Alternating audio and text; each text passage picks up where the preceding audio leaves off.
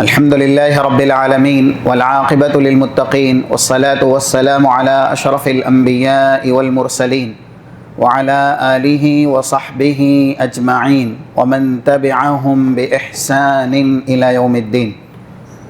أما بعد فأعوذ بالله من الشيطان الرجيم.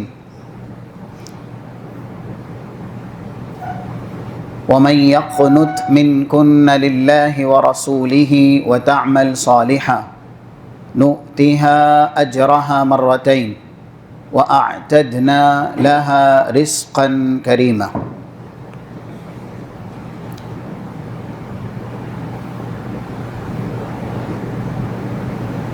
آج کی اس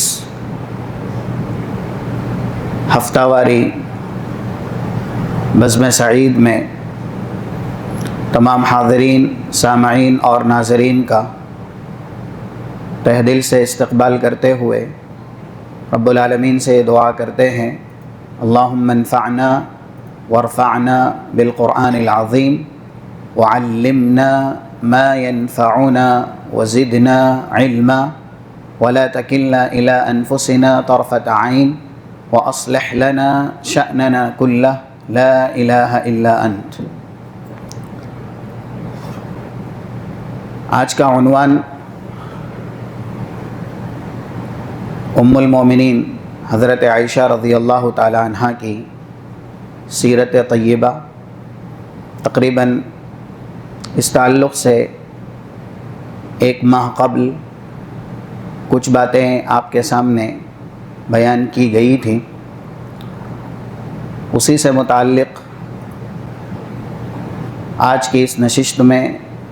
کتاب و سنت کی روشنی میں ان کے فضائل اور یہ فضیلتیں کیوں ملی اس تعلق سے انشاءاللہ گفتگو کی جائے گی. تہذیب الکمال امام ابن مزی کی ایک مشہور کتاب ہے، تہذیب الکمال فی اسماء الرجال. 742 اس ہجری میں ان کا انتقال ہوا ہے، امام ابن مزی کا. انہوں نے اپنی کتاب میں تاریخ کی طرح، سیرت کی طرح بڑی بڑی ہستیاں، صحابہ اکرام کی ہو، تابعین کی ہو، تبع تابعین کی ہو، یا ایسے ہی محدثین اعظام کی ہو،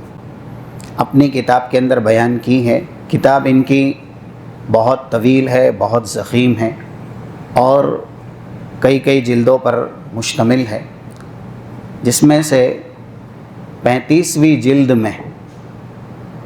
صفحہ نمبر غالباً 230-231 حضرت عائشہ رضی اللہ تعالی عنہ کا ترجمہ، یعنی ان کی سیرت، ان کی کچھ فضیلت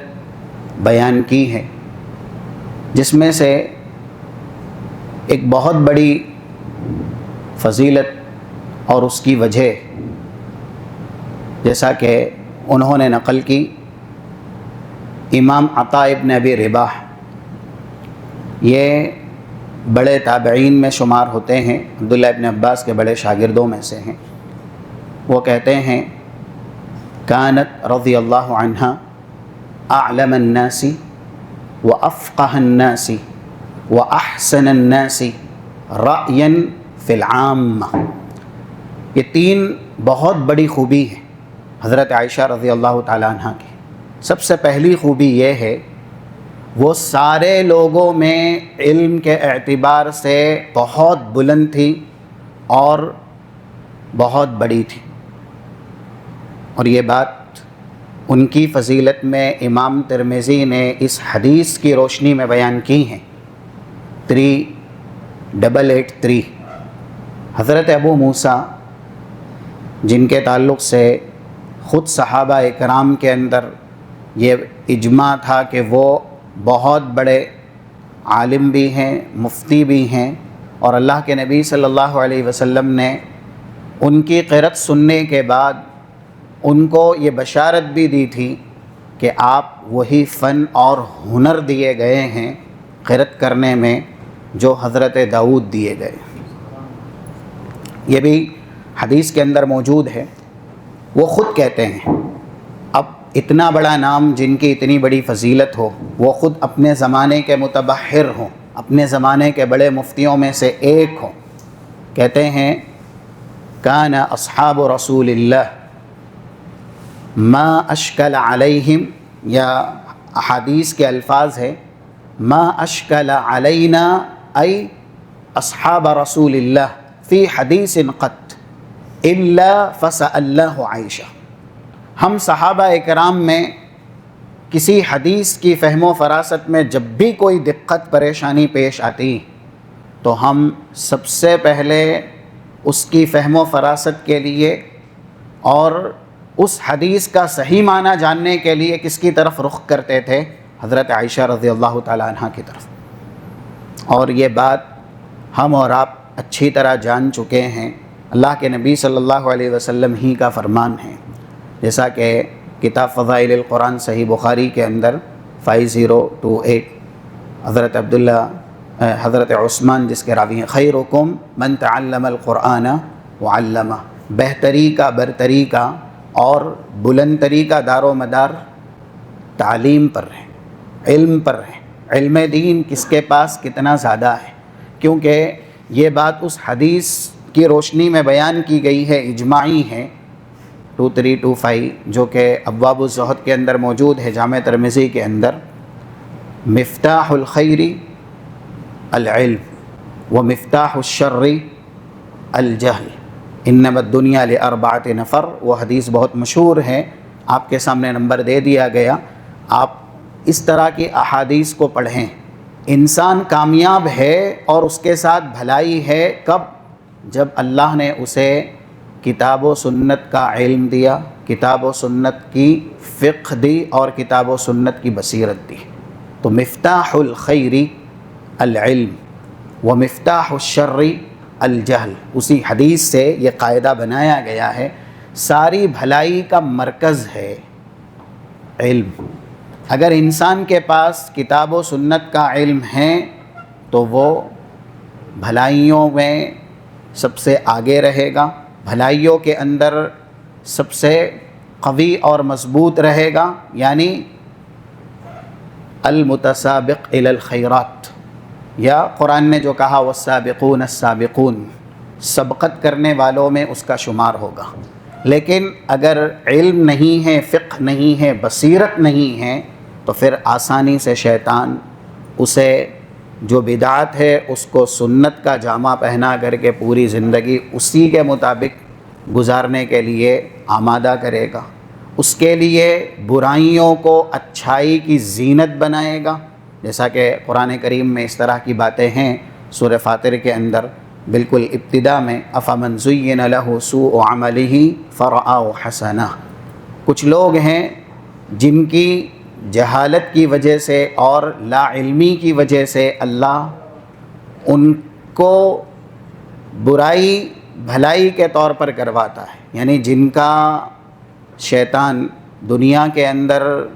لا علمی کی وجہ سے برائی بھلائی کے طور پر جامہ پہنا کر کے یا لبادہ اڑھا کر کے کہ وہ برائی کو بھلائی سمجھتے ہیں اور اس کے مطابق پوری زندگی گزار دیتے ہیں۔ تو یہ بڑا مقام مرتبہ جو امام مزی نے اپنی کتاب کے اندر بیان کیا، اس کی بہت بڑی وجہ ہے کہ حضرت عائشہ رضی اللہ تعالیٰ عنہ کا جو مرتبہ ہے، مقام ہے، بڑے بڑے صحابہ، کبار صحابہ، یہاں تک احادیث کے اندر موجود ہے، غالباً 2224 جو صحیح مسلم کی حدیث ہے، جس میں اس بات کا تذکرہ ہے کہ زیادہ تر حضرت ابو ہریرہ بھی حضرت عائشہ رضی اللہ تعالیٰ عنہ کے پاس احادیث کا اعادہ کرتے تھے، احادیث ان کو جا کر کے سناتے تھے، اور تثبیت کے لیے کہ حدیث کے الفاظ کیسے ہیں اور حدیث اللہ کے نبی صلی اللہ علیہ وسلم نے لفظاً کیسے بیان کی ہے، حضرت عائشہ ام المومنین حضرت ابو ہریرہ کی تصحیح کرتی تھی، ان کی بھی اصلاح کرتی تھی۔ ایسا علم اللہ نے ان کو دیا تھا، اسی لیے حضرت ابو موسیٰ کہتے ہیں کہ ہم صحابہ کرام کسی بھی حدیث کے اندر کوئی دقت فہم و فراست کے اعتبار سے پاتے تو اس کا سوال حضرت عائشہ کے پاس کرتے، اور سوال کرنے کے بعد تسلی بخش جواب بھی حضرت عائشہ رضی اللہ تعالی عنہ دیتی تھی۔ تو یہ بڑی وجہ ہے، بنیادی وجہ ہے کسی بھی شخص کے بلند مرتبے کے لیے کہ رب العالمین اسے اپنے دین کے تعلق سے معلومات عنایت کرے، یعنی عالم بنائے، فقیہ بنائے، یا اسی طریقے سے کتاب و سنت کی بصیرت اللہ اس کو عنایت کرے۔ تو حضرت عائشہ رضی اللہ تعالی عنہ فقہ کے اعتبار سے بھی، یعنی کانت اعلم الناس و افقہ الناس، علم کے اعتبار سے، فقہ کے اعتبار سے صرف خواتین میں ہی نہیں بلکہ پورے لوگوں میں ایک بڑا مقام اور ایک بڑا مرتبہ رکھتی تھی۔ اسی میں ہی ایک قول امام زہری کا نقل کیا گیا جو اس سے پہلے شاید آپ کے سامنے بیان ہوا، لو جمع علم عائشہ الى علم ازواج النبی و الى علم جمیع نساء العالمین لکان علمها افضل على ذلك۔ اگر حضرت عائشہ کا علم جمع کر کے یہ دیکھا جائے کہ ان کے علم کا مرتبہ اور مقام کیا ہے، تو صرف رسول اللہ صلی اللہ علیہ وسلم کی ازواج کا ہی علم نہیں بلکہ جتنی خواتین دنیا میں آئی ہیں اور اللہ نے انہیں دین کا جو بھی علم دیا ہے، ساری خواتین کا علم جمع کر کے بھی مقارنہ کیا جائے، موازنہ کیا جائے تنہا حضرت عائشہ رضی اللہ تعالی عنہ کے علم سے، تو لکان علم عائشہ افضل علی ذلک۔ تمام تر خواتین جتنا علم دی گئی ہیں ان کے اوپر اکیلی تنہا حضرت عائشہ کا علم وزنی، بھاری اور بہتر برتر ہو جائے گا۔ یہ بھی فضیلت کا بڑا مقام ہے کہ جو شخص اللہ کا علم اتنا دیا گیا ہو تو وہ سب سے بہتر ہوتا ہے، جیسا کہ ابھی حدیث ہم نے سنی، خیرکم من تعلم القرآن وعلمہ، تم میں سب سے بہتر وہ ہے جو قرآن کی تعلیم لیتا ہے۔ پہلے انسان سیکھتا ہے، اس کے بعد سکھاتا ہے، جو سیکھتا نہیں ہے وہ سکھا نہیں سکتا۔ اس لیے ہم اور آپ کو بھی زیادہ سے زیادہ سیکھنا چاہیے تاکہ ہم جو ہماری ماتحتی میں ہیں، اہل و عیال ہیں، اولاد ہیں، اعزاء اقربا ہیں، دوست اور احباب ہیں، ان کو سکھا سکیں۔ اسی طریقے سے بڑی وجہ حضرت عائشہ رضی اللہ تعالی عنہ کی فضیلت کی، کیونکہ ان کی فضیلت میں یہ بھی بیان کیا گیا ہے، جیسا کہ 3880 جامع ترمذی کے اندر حدیث موجود ہے کہ جب حضرت جبرائیل ایک ریشمی لباس میں خاتون کی تصویر لے کر کے رسول اللہ صلی اللہ علیہ وسلم کے پاس آئے، اور جیسے ہی فکشف عنہا، وہ ریشمی لباس، کپڑا کھولا گیا تو جس کی تصویر تھی، کیونکہ اللہ کے نبی صلی اللہ علیہ وسلم نے حضرت عائشہ سے یہ کلمات شادی کے بعد کہے ہیں، صحیح مسلم کے اندر بھی اس کی وضاحت موجود ہے 2438 نمبر سے، اُریتُکِ فِی الْمَنَامِ مرات، میں نے خواب میں آپ کو کئی بار دیکھا۔ اور وہ یہی ہے کہ حضرت جبرائیل رسول اللہ صلی اللہ علیہ وسلم کے پاس ریشمی رومال میں یا ریشمی کپڑے میں جو تصویر لے کر کے آئے تھے وہ حضرت عائشہ کی تھی، یہ شادی سے پہلے۔ اور تبھی اللہ کے نبی کو یہ کہہ دیا گیا،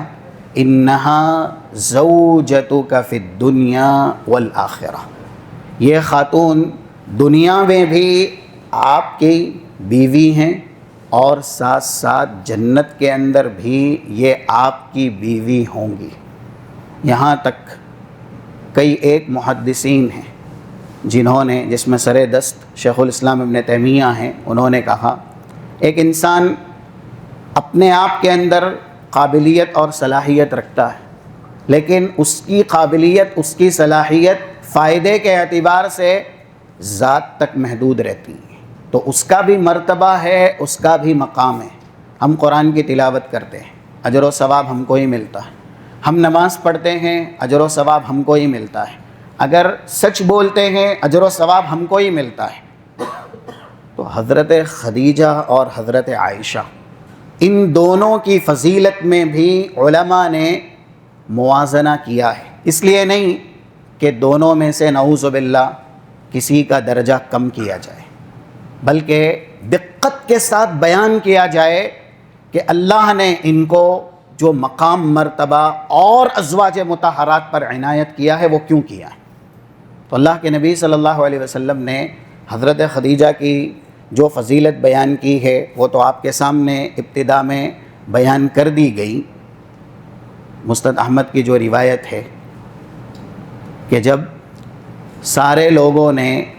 میری رسالت کا انکار کیا، ہی التی آمنت بی اذ کفر بی الناس، اور آگے اور بھی صفات ہیں کہ یہی وہ خاتون ہیں جو سب سے پہلے مجھ پر ایمان لائی جبکہ سارے لوگوں نے میری رسالت کا کفر کیا تھا، اور وصدقتنی اذ کذبنی الناس یا کذبنی الناس، اس خاتون نے ہی سب سے پہلے میری تصدیق کی جبکہ سارے لوگوں نے میری تکذیب کی۔ یہ جو خوبیاں ہیں حضرت خدیجہ کی یہ بہت بڑی ہیں، اس لیے کہ اس وقت رسول اللہ کو دلاسا دیا جب آپ کو دلاسا تسلی دینے والا ان کے علاوہ کوئی نہ تھا۔ اس لیے اللہ نے اپنا سلام بھی حضرت خدیجہ ام المومنین پہ عرض کیا ہے۔ یہاں پر خواتین کے لیے سب سے بڑی نصیحت یہ بھی ہے، نیک خاتون کی، جنتی خاتون کی علامت ہے، چاہے وہ فی نفسی ہی کتنی ہی قابل یا ایسے ہی کتنی ہی صفات حمیدہ کی مالک کیوں نہ ہو۔ حضرت خدیجہ بڑی تاجرہ تھی، بہت سی خوبیوں کی مالک تھی، بہت بڑی سرمایہ دار تھی۔ رسول اللہ صلی اللہ علیہ وسلم سے شادی ہونے کے بعد شوہر کی تکریم، شوہر کی تعظیم، شوہر کا مرتبہ اور شوہر کا مقام۔ جبل نور ہم میں سے ہر ایک نے دیکھا ہی ہوگا، آج بھی اس کی جو سب سے اوپری چوٹی ہے، سب سے اوپری حصہ ہے، وہاں پر سخت ترین گرمی کی شدت میں آسانی سے جانا ہم میں سے کسی کی بس کی بات نہیں، لیکن صحیح مسلم کے یہ الفاظ ہیں 2432 اور اس کے بعد کہ جب حضرت خدیجہ رسول اللہ کا توشہ تیار کر کے اپنے گھر سے، حرم میں آپ نے دیکھا ہے نا رسول اللہ صلی اللہ علیہ وسلم کا گھر، صفا مروہ، اس کے بعد وہاں سے جبل نور تک اس زمانے میں، اور پھر پہاڑ چڑھنا، یہاں تک کہ اللہ کے نبی صلی اللہ علیہ وسلم سب سے اوپر ہیں، وہاں آپ کے پاس جانا اور آپ کی خبر گیری کرنا، ساتھ ساتھ آپ کے نان نفقے کا، کھانے پینے کا انتظام کر کے لے جانا، یہ توقیر ہے۔ شوہر کی عزت کیسے ہونی چاہیے اور شوہر کی تعظیم کیسے ہونی چاہیے۔ اسی پر ہی حضرت جبریل نے بھی اللہ کے نبی صلی اللہ علیہ وسلم سے کہا اتت کا خدیجہ وفی یدہا انا، دیکھیے خدیجہ آپ کے پاس آئیں گی، یعنی اذ اتت کا وفی یدہا انا، اور ان کے ہاتھ میں کھانے پینے کا برتن ہے، آپ کے لیے انہوں نے کھانا تیار کیا، تو جب وہ آ جائے تو آپ ان کے اوپر میری طرف سے بھی اور ان کے رب کی طرف سے بھی سلام عرض کیجیے۔ خوبیاں اسی کو کہتے ہیں۔ اسی لیے اللہ کے نبی صلی اللہ علیہ وسلم نے جب ایک بار محفل میں کہا الا اخبرکم برجال من اہل الجنہ، 268 سلسلہ صحیحہ میں، اور ایسے ہی 2604 صحیح الجامع کے اندر یہ حدیث موجود ہے۔ جنتیوں کا تذکرہ آپ کر رہے تھے، شروع میں آپ نے کہا کہ میں تمہیں مردوں کے تعلق سے بتاتا ہوں کہ مردوں میں سے جنت میں کون کون جائیں گے، النبی فی الجنہ والصدیق فی الجنہ، اور اس کے بعد والشہید فی الجنہ والمولود فی الجنہ، یہ سب الفاظ ہے حدیث کے اندر. نبی ہیں، صدیق ہیں، شہید ہیں، اسی طریقے سے نابالغ بچہ ہے وہ بھی جنت میں جائے گا. اس کے بعد اللہ کے نبی نے کہا الا اخبرکم بنسائکم من اہل الجنہ، میں تمہیں بتلانا چاہتا ہوں کہ جنت میں جانے والی خواتین کون کون سی. خوبیاں ہر کسی میں نہیں ہوتی، لانی پڑتی ہیں، اور جنت میں جانے والے یا لے جانے والے جو اعمال ہیں وہ کرنے کے اعتبار سے آسان بھی نہیں ہوتے ہیں. جیسا کہ ابھی آپ حدیث کے اندر سنیں گے، جب رسول اللہ صلی اللہ علیہ وسلم نے کہا جنتی خواتین میں تمہیں نہ بتلاؤں جو جنت میں جائیں، آپ نے کہا الودود، شوہر سے سب سے زیادہ محبت کرنے والی، اور الولود، جن کی اولاد زیادہ ہوں، الاعود، سب سے زیادہ شوہر کی طرف لوٹنے والی، شوہر کی طرف پلٹنے والی. یہاں تک کہ حتی اذا ظلمت، یہ الفاظ ہیں سلسلے سے، حتی اذا ظلمت، شوہر کی طرف سے بسا اوقات ظلم بھی کر دیا گیا وہ خاتون پر نا. حالانکہ ابھی آپ کے سامنے 2-3 حدیثیں ہیں جو بیان کی جائے گی، ہم ایسے بنیں اور خواتین ویسی بنیں. کچھ حدیثیں خاتون کی فضیلت میں ہیں، کچھ حدیث مرد کی فضیلت میں ہیں. اگر ان حدیثوں کو انسان سمجھ لے تو جو زوجیت کا رشتہ ہے نا بڑا مقدس ہوگا، بڑا پاکیزہ ہوگا. اس کے اندر کبھی بھی شکایات نہیں ہوگی، اور جو شیطان تفرقہ ڈالنا چاہتا ہے وہ تفرقہ شیطان نہیں ڈال پائے گا. یہ الفاظ ہے کہ خاتون بسا اوقات مظلومہ بھی ہے تو بھی وہ شوہر کی طرف پلٹتی ہے. آج بر صغیر کے حالات دیکھیے، زیادہ تر گھرانے کے حالات کیا ہیں. کچھ بھی ہوتا ہے خاتون فوراً والد کی طرف جاتی ہے، میکے کی طرف جاتی ہے. پھر شیطان جو کروانا چاہتا ہے فتنہ، فساد، تفرقہ، تنہائی کی بات، آپس کی بات جب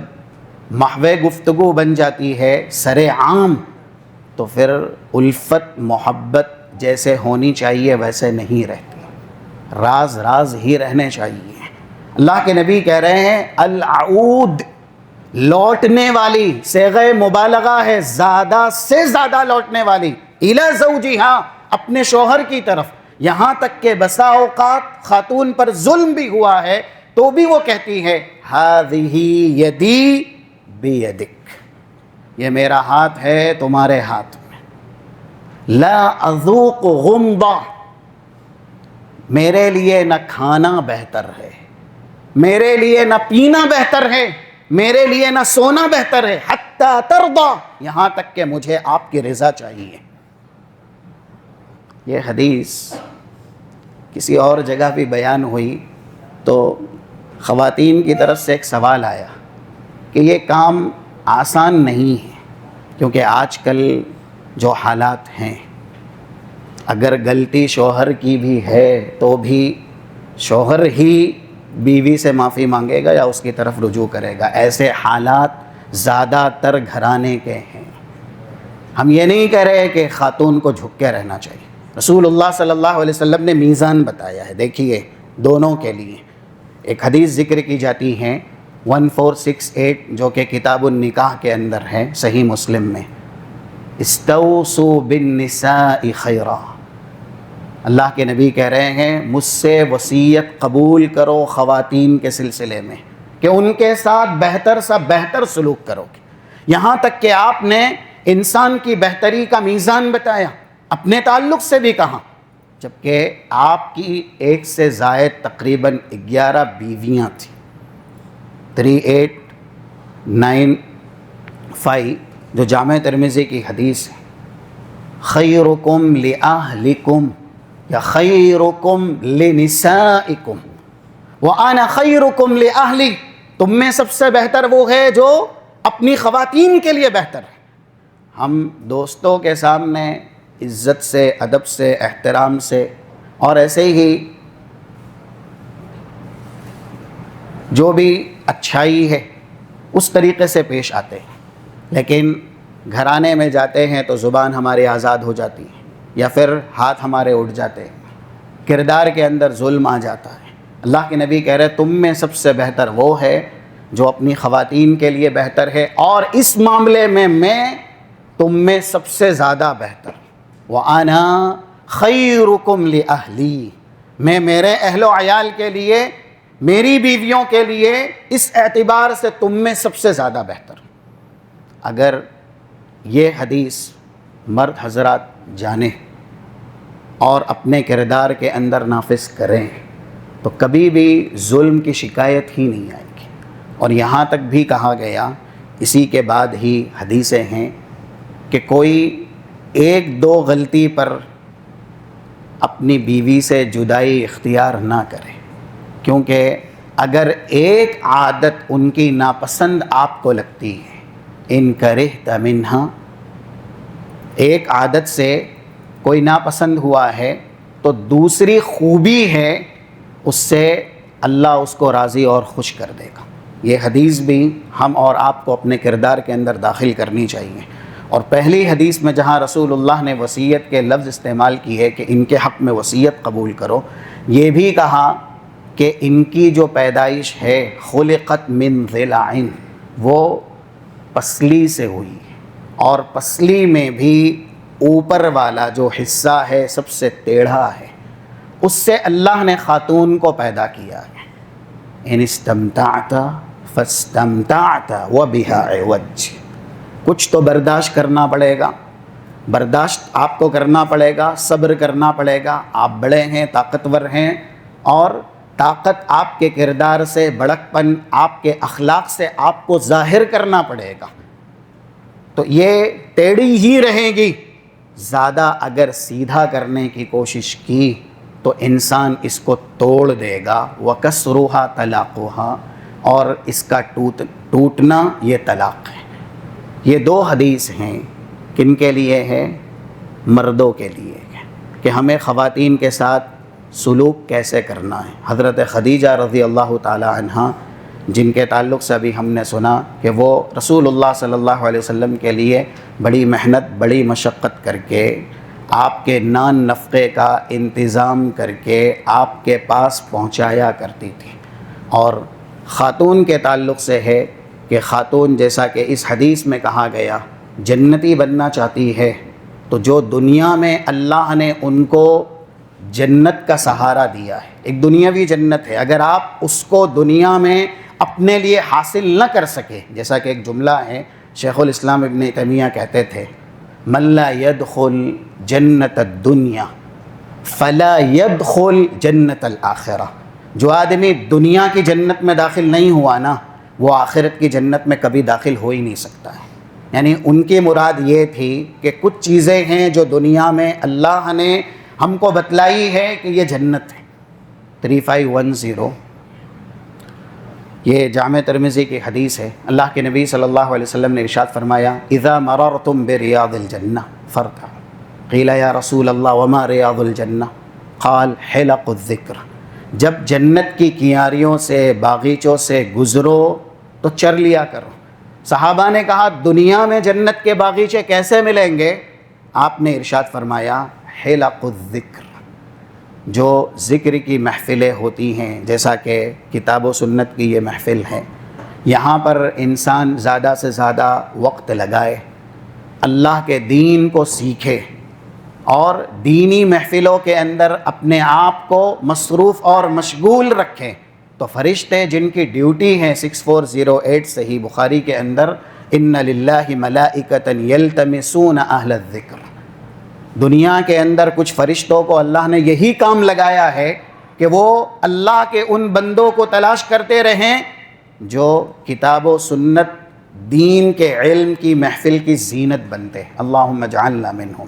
اللہ ہمیں ایسے خوش نصیبوں میں بنائے۔ تو اب یہ جنت ہے دنیاوی۔ علامہ ابن تیمیہ کہتے ہیں من لا يدخل جنت الدنیا فلا يدخل جنت الآخرہ، جو دنیا کی جنت میں نہیں آیا، جس نے دین ہی نہیں سیکھا، کتاب و سنت کا علم ہی نہیں سیکھا، اس طرح کی محفل کی وہ زینت ہی نہیں بنا، تو کیا اب وہ آخرت کی جنت میں جائے گا؟ آخرت کی جنت میں کیسے جائے گا؟ جس نے دنیا میں جو جنت اللہ نے بنائی ہے اس میں ہی اپنے آپ کو داخل نہیں کیا. تو شوہر کو یہ مرتبہ، یہ مقام دیا گیا ہے شریعت کی طرف سے. ایک خاتون سے اللہ کے نبی نے پوچھا جو آپ کی رشتہ دار تھی، 19025 مسند احمد کی حدیث ہے، وَكَيْفَ أَنْتِ لَهُ، اگر آپ شوہر والی ہیں، شادی شدہ ہیں، تو آپ کا اپنے شوہر کے ساتھ رشتہ کیسا ہے؟ وہ کہتی ہیں مَا آلُوهُ إِلَّا مَا عَجَزْتُ عَنْهُ، میں پورا ان کا خیال کرتی ہوں لیکن بسا اوقات کوتاہی ہو جاتی ہے، کیونکہ بشر ہے نا. تو رسول اللہ نے یہ سننے کے بعد کہا دیکھ لیجیے فَإِنَّهُ جَنَّتُكِ وَنَارُكِ، یہ ہر خاتون کو ذہن نشیں رکھنا چاہیے. اگر اللہ کی جنت میں جانا ہے تو جو دنیا میں ہمارے لیے جنت بنائے گئے ہیں ان کی حفاظت کرنی ہے، ان کے ساتھ اچھا بہترین سلوک کرنا ہوگا. یہی شوہر تمہاری جنت ہے، یہی شوہر تمہاری دوزخ ہے اگر ان کا حق ادا کرو گی، جیسے شریعت کے اندر مطلوب ہے، مقصود ہے. اسی لیے اللہ کے نبی صلی اللہ علیہ وسلم اس حدیث میں کہہ رہے ہیں کہ جنتی خاتون کی یہ علامت ہے کہ وہ مظلومہ ہوتے ہوئے بھی، کیونکہ اسے جنت میں جانا ہے، شوہر نے ظلم کر بھی دیا ہے تو شوہر کے ہاتھ میں اپنا ہاتھ رکھ کے کہتی ہے نہ کھانا ہے نہ پینا ہے نہ ہی سونا میرے لیے بہتر ہے، یہاں تک کہ میں تم سے راضی رہوں یا تم مجھ سے راضی رہو، مجھے تمہاری رضا چاہیے. یہ کام آسان ہے نہیں. اسی لیے یہ سوال کیا بھی گیا ایک محفل میں جہاں خواتین کے تعلق سے گفتگو ہو رہی تھی کہ یہ کام ہر خاتون نہیں کر سکتی. تو اس کا جواب بھی یہی ہے، کیونکہ یہ دیا گیا ہے جواب، جیسا کہ 2823 یہ حدیث ہے صحیح مسلم کی. جب فرشتوں نے جنت کو دیکھا تو کیا بیان کیا؟ حفت الجنت بالمکارہ وحفت النار بالشہوات. جنت کو گھیر کے رکھا ہے اللہ نے ان کاموں سے، ان کارناموں سے جو قربانی سے ادا ہوتے ہیں، جس کے لیے آدمی کو بہت کچھ قربان کرنا پڑتا. تو ہمارے اندر جو بھی صفت ہے یا ایسے ہی انسان کو جنت چاہیے تو اس کو تواضع، خاکساری بھی اختیار کرنی پڑتی ہے. بسا اوقات جو عزت ہے، احترام ہے اپنا، اس کو بھی کم کرنا پڑتا ہے. اگر جنت چاہیے تو آپ کو قربانیاں دینی ہوگی، کچھ دنیا کے اندر قربان کرنا ہوگا تاکہ جنت مل سکے. حضرت عائشہ رضی اللہ تعالی عنہ، ان کی فضیلت کی ایک بڑی وجہ یہ بھی تھی کہ انہوں نے خواتین کو یہ درس اور سبق دیا کہ وہ شوہر کا احترام کیسے کریں. ایک حدیث ذکر کی جاتی ہے جس سے یہ استنباط کیا جائے، کیونکہ مسئلہ وہاں سے تھا کہ ام المومنین حضرت خدیجہ اور حضرت عائشہ، ان کے بیچ میں اگر کوئی مقارنہ کرتا ہے فضیلت کے اعتبار سے تو دونوں کی فضیلت ہے امہات المومنین میں سب سے زیادہ ہے. رسول اللہ کی بیویوں میں حضرت خدیجہ کی فضیلت کی جو وجہ ہے، وہ قابلیت، وہ صلاحیت صرف ان کی ذات تک ہے، امت کو اس سے زیادہ نفع نہیں پہنچا ہے. لیکن جب رسول اللہ کو ضرورت تسلی کی سب سے زیادہ تھی تب ام المومنین نے آپ کا ساتھ دیا. تو بہرحال اجماع تو یہی ہے کہ ساری خواتین میں حضرت خدیجہ ہی بہتر ہیں. لیکن حضرت عائشہ رضی اللہ تعالی عنہا کی جو فضیلت بیان کی گئی، جیسا کہ شیخ الاسلام ابن تیمیہ نے کہا، ان کی فضیلت صرف ان کی ذات تک نہیں ہے، کیونکہ پوری ازواج مطہرات میں ابھی ہم نے سنا، بلکہ پوری دنیا کی خواتین جو عالمہ ہیں، فقیہہ ہیں، اگر ان کا علم اور فقہ جمع کر کے بھی حضرت عائشہ کے علم سے ملایا جائے تو حضرت عائشہ کا علم بھاری ہے، وزنی ہے، اور انہوں نے امت تک رسول اللہ صلی اللہ علیہ وسلم کا دین پہنچایا ہے. اور یہ بات ہم بار بار سنتے رہتے ہیں، کیونکہ ہم اسی موسم اور اسی طرح کی محفل کی زینت بنتے ہیں. اعمال صالحہ میں سب سے بہترین نیک عمل ہے نشر العلم، علم کی تنشیر کرنا، علم کی تبلیغ کرنا۔ ایک نماز پڑھنے والا نماز پڑھتا ہے، اس کا اجر و ثواب صرف اس کی ذات تک ہے، لیکن دوسرا جو نماز سکھاتا ہے اس کا اجر و ثواب صرف اس کی ذات تک نہیں ہے۔ جتنے لوگ اس کی تعلیم کی وجہ سے نماز پڑھیں گے ان کے سمیت ان سب کا اجر و ثواب جو معلم صلاح ہے اس کو بھی ملے گا۔ اس لیے کہ اللہ کے نبی صلی اللہ علیہ وسلم کی جو حدیث ہے 2672 نمبر کی جامع ترمذی کی، من دل علی خیر فلہ مثل اجر فاعلہ، جس نے کسی کی رہنمائی نیکی کی طرف کی، عامل نیکی کرنے والے کو جو اجر و ثواب ملے گا، رہنمائی کرنے والے کو بھی وہ اجر و ثواب ملے گا۔ حضرت عائشہ کی جو مرویات ہیں 2210، اگرچہ حضرت ابو ہریرہ ہیں، عبداللہ ابن عمر ہیں، ان سے تعداد میں یہ حدیثیں کم ہیں، 2210 یہ حدیثیں کم ہیں حضرت ابو ہریرہ اور دوسرے 2-3 صحابہ سے، ورنہ جتنے صحابہ ہیں اللہ کے نبی سے زیادہ تر حدیث بیان کرنے والے، ان میں ایک نام یعنی مکثرین من الصحابۃ فی الروایہ، رسول اللہ کی احادیث سب سے زیادہ جنہوں نے بیان کی ہے، آنکھ بند کر کے ایک نام حضرت عائشہ کا لیا ہی جاتا ہے۔ لیکن خوبی کیا ہے پتہ ہے؟ ان کی 2210 حدیثیں وہ ہیں جو صرف اور صرف انہوں نے بیان کی ہیں۔ ان کی مرویات کا جو مفہوم ہے، جو علمی ذخیرہ ہے، وہ صرف انہوں نے ہی بیان کیا ہے، کسی دوسرے صحابہ نے یا کسی دوسرے صحابہ کے پاس ان کی روایت جیسا علم موجود نہیں ہے۔ حضرت ابو ہریرہ رضی اللہ تعالیٰ عنہ کی جو 5000 سے زائد حدیثیں ہیں، وہ جو علم ہے وہ علم دوسرے صحابہ کے پاس بھی موجود ہے۔ مثلا نماز کے تعلق سے ہو، سچائی کے تعلق سے ہو، دوسرے صحابہ نے بھی ہم معنی روایتیں بیان کی ہے، وہی 5000 روایتوں کی طرح۔ لیکن حضرت عائشہ رضی اللہ تعالی عنہا کی روایت کی خوبی یہ ہے کہ انہوں نے جو روایت رسول اللہ سے روایت کی ہیں وہ صرف اور صرف علم کے اعتبار سے انہی کے پاس سے صحابہ نے اخذ کی ہیں، کسی دوسرے صحابی کے پاس ان جیسی روایات کا علم نہیں تھا۔ تو یہ مرتبہ بہت بڑا ہے۔ اس کی ایک بڑی مثال امام ابن رجب کی کتاب ہے جامع العلوم والحکم، اس میں وہ کہتے ہیں ایک حدیث جو حضرت عائشہ رضی اللہ تعالیٰ عنہ نے بیان کی ہے، آپ اس کو اصول الدین کا درجہ دے سکتے ہیں، یہاں تک کہ ربع اسلام میں تو وہ حدیث آتی ہے، ثلث اسلام میں بھی وہ حدیث آئے گی۔ اگر اسلام کا پورا دار و مدار 2 حدیثوں پر رکھا جائے تب بھی وہ حدیث آئے گی، کہ 2 حدیثوں سے آپ پورے اسلام کو بیان کریں اجمالی طور سے، تو بھی حضرت عائشہ کی ایک روایت جو انہوں نے بیان کی ہے وہ آپ کو ذکر کرنی ہوگی۔ کون سی ہے؟ ماحول بھی وہی چل رہا ہے، موسم بھی ویسا ہی ہے۔ 1718 صحیح مسلم کے اندر اللہ کے نبی صلی اللہ علیہ وسلم کا یہ فرمان، بدعات کی تردید میں،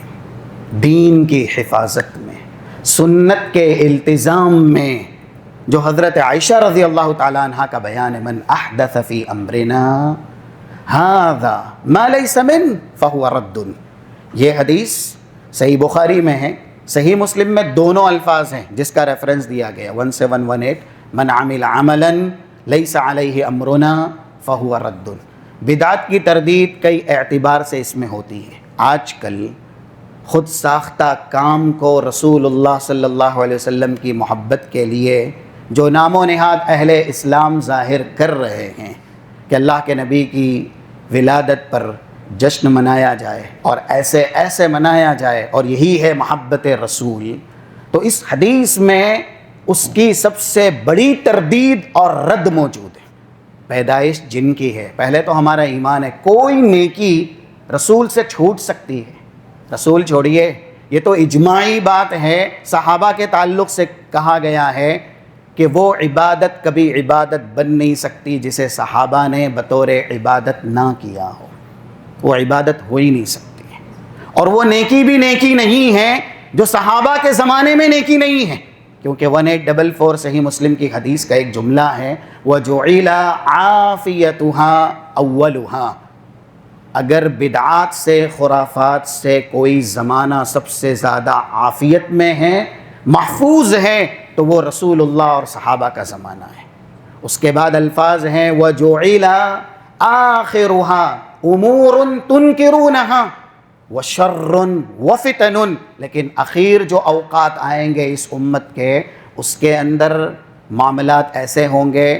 جو زیادہ تر اسلام اور دین کے منافی ہوں گے، فتنے ہوں گے، برائیاں ہوں گی۔ حضرت عائشہ رضی اللہ تعالیٰ عنہ کی یہ بیان کردہ حدیث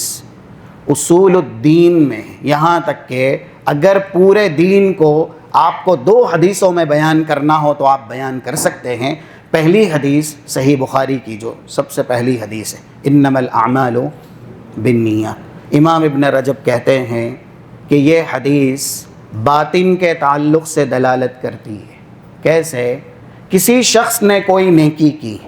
لیکن اس کی نیکی میں اخلاص نہیں ہے، اس کی نیکی میں اللہ کی رضا نہیں ہے۔ حدیث میں مثال بھی ہے نا،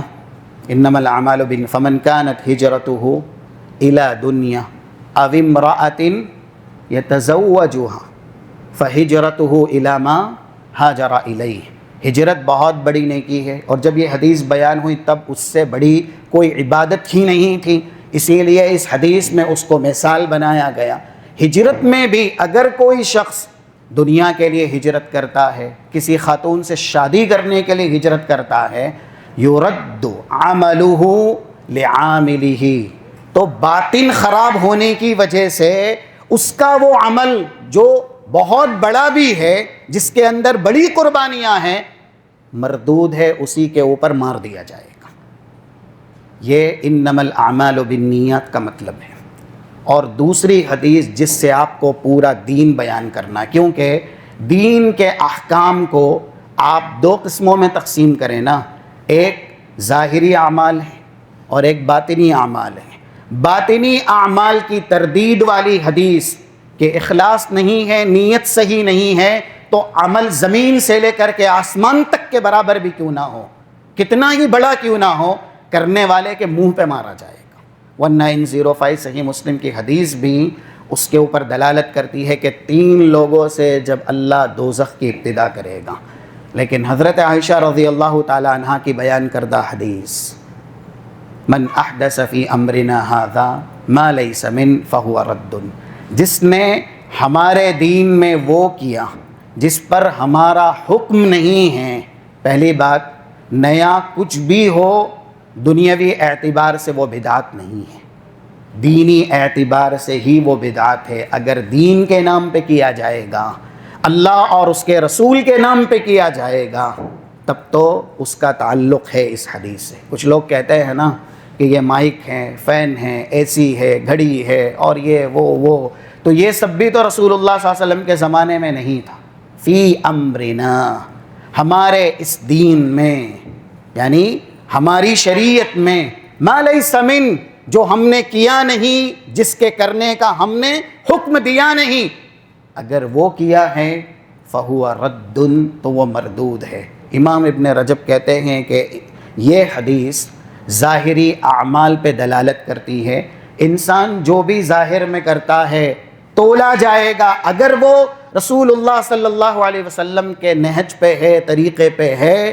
آپ کی سنت کے موافق ہے، مطابق ہے، تب تو قبول ہے، ورنہ اس کا ظاہر کتنا بھی حسین اور خوبصورت کیوں نہ ہو، اگر اللہ کے نبی صلی اللہ علیہ وسلم کے طریقے پہ نہیں ہے تو وہ مردود ہے۔ یہ حدیث، ایک حدیث 2210 میں سے اتنا بڑا مقام رکھتی ہے کہ اگر 2 حدیثوں سے آپ کو پورا اسلام بیان کرنا ہو تو حضرت عائشہ رضی اللہ تعالی عنہ کی بیان کردہ ایک حدیث بھی 2 میں سے 1 بنے گی۔ اور علماء نے، محدثین نے اس حدیث کو ربع اسلام تو کہا ہی ہے، ثلث اسلام تو کہا ہی ہے، یعنی 3 حدیثوں سے دین بیان کرنا ہو تب بھی یہ حدیث آئے گی۔ 4 حدیثوں سے آپ کو اگر پورے دین کی ترجمانی کرنی ہے تب بھی یہ حدیثیں آئے گی۔ حضرت عائشہ رضی اللہ تعالی عنہا نے جو حدیثیں امت کے سامنے بیان کی ہیں اور جس طریقے کا علم امت کو دیا ہے وہ صرف آپ ہی کی احادیث کے اندر موجود ہے۔ بہرحال ہم بات کر رہے تھے کہ امام ابن تیمیہ نے اسی وجہ سے ان کی فضیلت اس لیے زیادہ بیان کی ہے کہ ان کی بیان کردہ احادیث آج تلک بھی امت کے بیچ بیان ہو رہی ہے، اور جب تک تا قیامت امت اس طرح کے احادیث سے اور علوم سے فیض یاب ہوتی رہے گی، ان سب کا اجر و ثواب جنہوں نے سب سے پہلے رسول اللہ صلی اللہ علیہ وسلم سے حدیثیں سنی ہیں ان کو ہی جائے گا، کیونکہ علم کی تنشیر کا، علم کی تبلیغ کا جو نفع ہے وہ انسان کی ذات تک نہیں رہتا، بلکہ جہاں جہاں تک یہ علم نافع پہنچتا ہے اور جو لوگ عمل کرتے ہیں ان سب کا اجر و ثواب بھی کہنے والے کو ملتا ہے۔ حضرت عائشہ رضی اللہ تعالی عنہا نے ایک حدیث میں بتلایا کہ شوہر کا احترام اور اس کی توقیر اور اس کی تکریم تعظیم کس طریقے سے ہے۔ بس یہ آخری بات جیسا کہ 367 صحیح بخاری کے اندر موجود ہے، ایک وقت تھا کہ جب رسول اللہ صلی اللہ علیہ وسلم سفر میں ان کو لے کے گئے تھے۔ یہ واقعہ افک سے ہٹ کے ہے، جس میں ہار گم ہو گیا تھا اور سواری کے نیچے ہی وہ ہار تھا، عقد جسے کہتے ہیں۔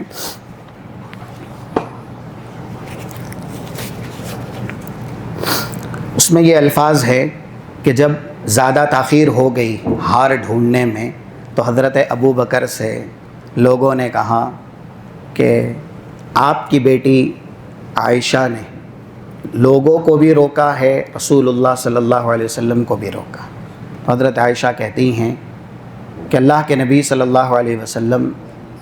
میرے پیر پہ، اوپری حصے پہ سر رکھ کے سو رہے تھے، نام رسول اللہ ورأسہ علی فخذی، اور اس وقت حضرت ابو بکر آئے